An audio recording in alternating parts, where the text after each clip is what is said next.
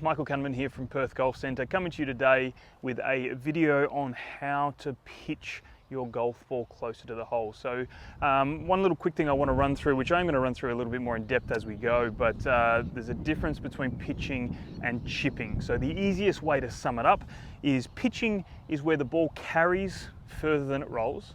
So it's generally either a little bit higher or a little bit spinnier, so it lands on the green, tends to stop a lot faster. And chipping is where the ball runs further than it carries. Now, that's more your bump and runs, the shots that are close to the green, a lot less loft, so your 7-irons, your 9-irons, your pitching wedges, things that are the safer shots. So what we're going to talk about today is pitching those. So the ones where we're going to use a little more loft. So today I've got a 58 degree in my hand. I've got a pin that's pretty much about, say, 15-20 feet on the green. It's a little bit downhill, so I need a little bit of loft to generate some spin to get it to stop. Otherwise, if I try to hit a bump and run here, what's going to happen is it's going to roll too far. It's not going to generate enough spin to be able to stop in the time frame that I need it. Now, a couple little differences in between chipping and pitching. Again, you'll see my chipping video as you go, but there's a lot more body movement in how I like to teach my pitching shots. So in a way, they're a slightly smaller version of a golf swing, slightly more abbreviated, but there's some really good structures you can take from this pitching technique and actually put them into your full swing as well. Some things you can monitor and things that you can look at, and you can kind of or basically self-diagnose some of the issues you may have if you're not striking the ball as consistently as you'd like. So what are these key little aspects? So number one is our setup. Setup is really, really important. As per the bunker video that I just recently released, setup is everything. If we have a bad setup, it makes chipping and pitching very, very difficult. So first things first, what we want to try to do is get our feet fairly narrow. So what I like to do is get about a club head width between my ankles. For a lot of you out there, it's going to feel extremely narrow. The only times people may want to go a little bit wider is if you have issues with balance. Most people should be fine. If you find yourself falling over a lot or you're not able to maintain balance, then go a little bit wider, there's no problem with that. What we're going to do, so club head width between our ankles, and we're going to get our lead foot and flare it out a little bit towards the target. Now the reason for that, and also the reason for the narrow stance, is it allows for a little bit more body rotation. Because the swing in pitching and chipping doesn't have a lot of club head speed and momentum, we need the ability to rotate still, and having that narrow stance helps. So as an example, if I stood really, really wide and tried to hit a nice small pitch shot, what happens then, my hips are restricted and I can't turn. So what you're going to have is a lot of inconsistencies in low point control, inconsistencies in strike, and you're not going to get that golf ball close to the hole like we would. So from here, club head width away, lead foot turned out, ball position towards our front heel, our lead heel. It's really, really important. We're not wanting our stock shot to be towards our back heel, and we're not wanting it outside of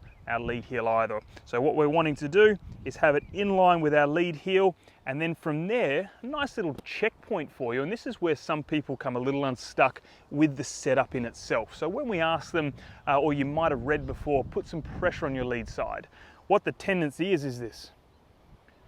Pressure is 100% on my lead side. But what have I done? I've created a bit of a reverse C. If I try to hit a pitch shot like this, what I'm going to do is I'm going to get scoopy, I'm not going to be able to rotate, and I'm generally going to blade or fat my shot, which is not going to be great for scoring. So after we've taken our setup, what I'm going to get you to do is grab the club shaft, put it up near your shirt buttons or just the middle of your chest, and just have it hanging straight down. Now from here, what you're going to do is just tilt a little bit towards the target. Now what you'll notice is this club, if I get my ball position right there, has gone in front of my golf ball. It's a really nice little checkpoint for you to know that you are far enough on your lead side without this reverse C, as you can see, basically all the way behind. So get in there, put it a little bit forward, and then from here take your nice comfortable setup. So setup's done. We're in a nice comfortable position. We've got a bit of pressure on our lead side. We're all ready to control our low point. So how does the swing happen here? Now, what I want you to make sure, number one, is that we rotate through our shot. What I don't want to see is this. The old chicken winging, the scooping, the breaking down of the arms. As soon as our arms break down and we bring them in towards our body, what's going to happen is we are, as we've mentioned before, we're going to get inconsistent strikes. So what we need is rotation. Pressure on our lead side, we're going to maintain it on our lead side, and we're going to turn and work through. So as you can see here, my chest, my hips are relatively pointing towards the target. And if we can do that, that's going to be a big kicker and a big help for controlling low point. Number two is what happens to our club face once we're in that position. As you can see, my club face is what you would probably technically think is a little bit open, but that for me is what I'd classify as a relatively controlled and square club face. We don't necessarily want it pointing back to us, and we 100% don't want it turned over, which is probably the most, or the majority of people I see, is they finish in this position here. So they've tried to scoop it, the club face rotates over, ball goes left, right, up, down, nowhere where they actually want it to go. So if I just do a practice swing, pressure on my lead side, back and through, as you can see, everything's turned, club face is pointing a little bit up towards the sky, we're in some pretty good positions. We're gonna get some good consistent shots. So let's have a look at it in action. We take our setup, pressure, can double check it and make sure it's pretty good. I'm pretty happy with that. Just gonna have a little look at my target. Body is rotated, nice consistent shot. And as you can see, it was a really nice strike there. And that is because I maintain my pressure on my lead side and I turn my body and rotate it through. So for basically most of you, that's gonna help correct a lot of those inconsistent shots, those duff shots, the thin shots, and especially those hosily shots, which are never nice when you're around the green. So that's pretty much it at the moment.